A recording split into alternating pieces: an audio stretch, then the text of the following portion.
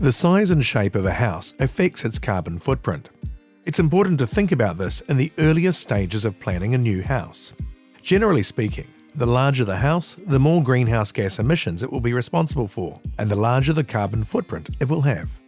BRANZ calculated the carbon footprints of 10 new-build New Zealand houses, from 75 square metres to 200 square metres.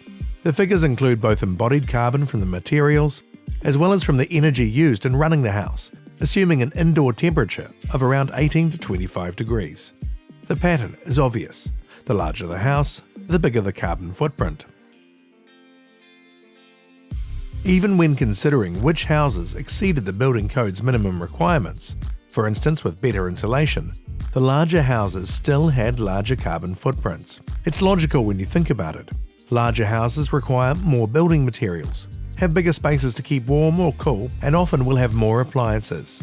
Designers and clients should have some serious conversations about how to get what is needed without building a house that is bigger than necessary.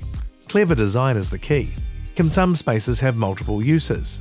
Is a separate laundry really necessary? Is it possible to design out hallways? Do you really need a dedicated formal dining room? Building form can have a huge impact on the carbon footprint of a house too. Regular floor plans, something like a simple square or rectangle, have much higher thermal performance than designs with more complicated forms. To put it another way, it's a good idea to maximize the ratio of net floor area to perimeter wall length. We modeled two buildings of equal size, both with rigid underslab insulation. One slab was spread out and irregular with a low area to perimeter ratio. The other was more compact. The thermal performance of the irregular house was far lower than the compact design, losing far more heat through the walls. By designing a more regular shape, you can reduce heat losses by more than 60%, a huge improvement. The same applies when you go up. A compact multi-storey house has a much lower surface-to-volume ratio than a single-storey dwelling of the same square metres. There's less heat loss through the whole envelope, but the more complex a building shape is, the more junctions there are, often providing more opportunities for heat loss.